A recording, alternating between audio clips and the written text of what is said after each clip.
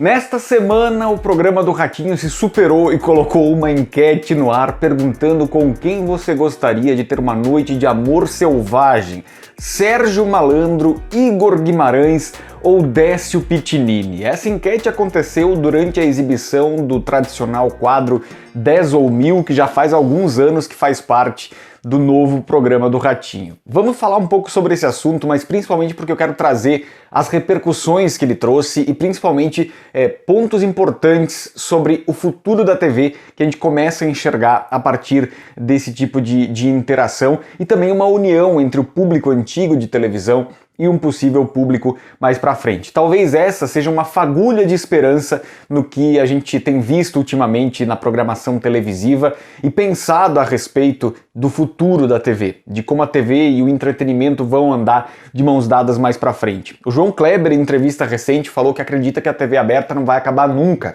pela dimensão continental de um país como o Brasil. Só que vai sofrer transformações, né? E vai precisar se integrar com a internet de forma bastante contundente. O João Kleber, inclusive, é um cara que entende muito dessa parte de transitar entre a televisão aberta e a internet, vide os memes que ele conseguiu gerar através do Você na TV e as suas revelações que viralizaram muito dentro da internet, além dele entender que as pegadinhas são um conteúdo que funciona tão bem na TV aberta quanto na internet, né? As câmeras escondidas do próprio SBT são um dos maiores canais do mundo do segmento e partem aqui do Brasil, tanto que as pegadinhas, elas são até, o título das pegadinhas é colocado em inglês também nesse canal das câmeras escondidas do programa Silvio Santos. Bom, vamos voltar à fatídica enquete que o programa do Ratinho colocou ali no ar nessa semana durante o 10 ou 1000. Antes da gente partir especificamente para o conteúdo da enquete, eu quero falar sobre algumas críticas que o programa recebeu justamente por conta dessa enquete e desse formato. Eu vi gente falando o SBT é inacreditável, o que é isso, colocar um negócio desses na televisão. Primeiro que o horário era depois das 10h30 da noite, né?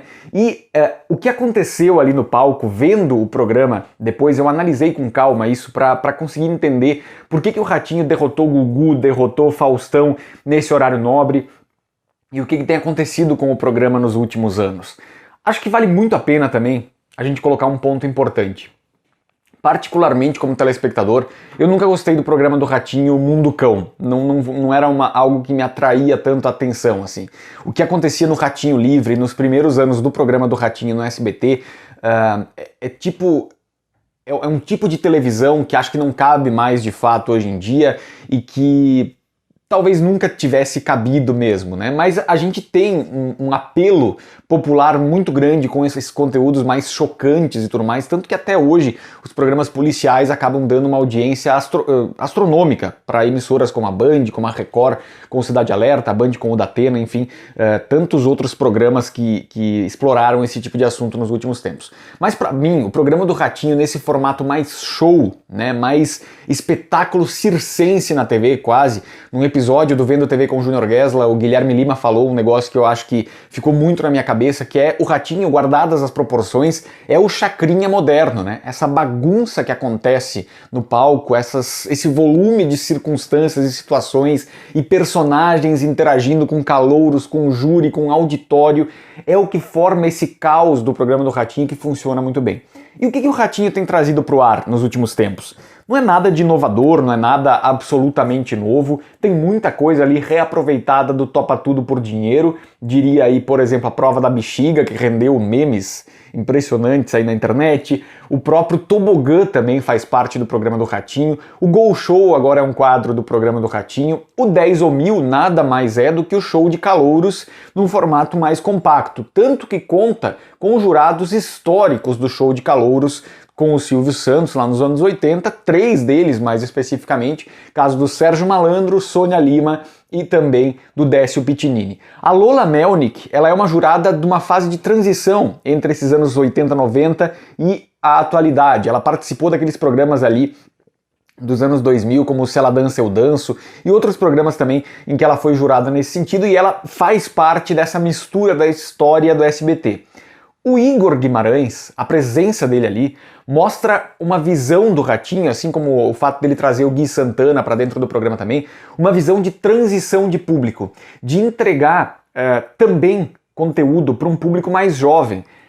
Para quem acompanha o Igor Guimarães nas redes, que provavelmente de forma majoritária é um público mais jovem, vê-lo ali naquele contexto histórico do programa do Ratinho traz também um frescor para esse formato, traz um frescor para o universo televisivo. Ver o Igor Guimarães dentro de um contexto em que nós temos Décio Pitinini, Sônia Lima, Sérgio Malandro, né, e a Lola Melnick, que eu acho que é o elo entre essas duas gerações de jurados, é algo que faz muita diferença e que dá, o que eu falei antes, essa fagulha de esperança para o futuro da televisão aberta. Dito isso, o que aconteceu nessa semana, nesse 10 ou 1000, para mim é o puro suco de TV aberta, adaptado aos tempos atuais. O Ratinho ele tem aquela capacidade de conduzir a confusão como o Chacrinha tinha, né? E como eu falei pra vocês, eu prefiro esse Ratinho engraçado do que o Ratinho Mundo Cão, né? Porque havia naquele Ratinho Mundo Cão um sensacionalismo que a televisão aberta sempre se aproveitou. O Maurício Sticer, inclusive, lançou recentemente o livro do Homem do Sapato Branco, que fazia muito disso também, já nos anos 60, 70. Não é uma novidade esse tipo de confronto na televisão aberta por audiência. Mas essa verve, essa capacidade de causar esse caos no palco é o que também entrega a audiência fiel que o programa do Ratinho tem, que pode ter encolhido nos últimos anos, nos últimos tempos, é fato, mas tem um núcleo ali muito fiel que segue acompanhando o programa, e a partir do momento em que ele traz esses nomes fortes da internet também, que é algo que a Patrícia tem tentado fazer também no programa Silvio Santos, nós temos esse tipo de interação entre gerações de entretenimento, né? Sérgio Malandro com Igor Guimarães, a Sônia Lima com o Igor Guimarães também. Então, esse concurso especificamente, nessa semana, com quem você gostaria de ter uma noite de amor selvagem, cujas opções eram Sérgio Malandro, Igor Guimarães, alegria!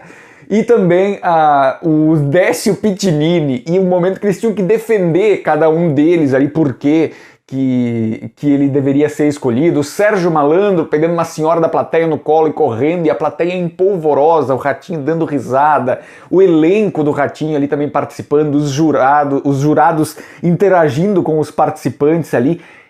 É uma coisa que eu também quero pontuar aqui. Esses programas que o Ratinho tem feito ultimamente, eles não têm fase classificatória que entra para não sei o que lá. É um programa que se resolve em si mesmo, ou seja, a audiência que acompanha o programa de forma rotativa ou de forma esporádica tem a oportunidade de ver algo que termina no mesmo dia, algo que é fechado no mesmo dia, né? O 10 ou 1000 especificamente, ele tem essa essência do show de calouros de ser um fim em si mesmo. Foi bom, recebeu a sua premiação, tá indo embora, semana que vem tem alguma coisa diferente, né? E eu acho que isso é importante também, porque os programas de auditório, de uma forma geral, nos últimos tempos, têm apostado muito em formatos que levam meses, que levam várias semanas para se consolidar. E isso não necessariamente é algo ruim, funciona também. Mas também fazem falta formatos e programas que tragam um fim em si mesmo. Por que o Chaves, por exemplo, faz tanto sucesso até hoje? Porque cada episódio se resolve em si mesmo, ou então em 2, 3 episódios no máximo, como é o caso de Acapulco lá. Mas tem isso, você não precisa acompanhar a série inteira para saber o que acontece no final, ou pegar cada capítulo ali. E numa fase da comunicação em que a atenção de uma forma geral, está muito fragmentada, você ter produtos que acabem no mesmo momento, que acabem em si mesmos, também é algo muito importante, e eu acho que nesse ponto também o programa do Ratinho acerta aí com esses formatos tradicionalíssimos que tem trazido da história do SBT.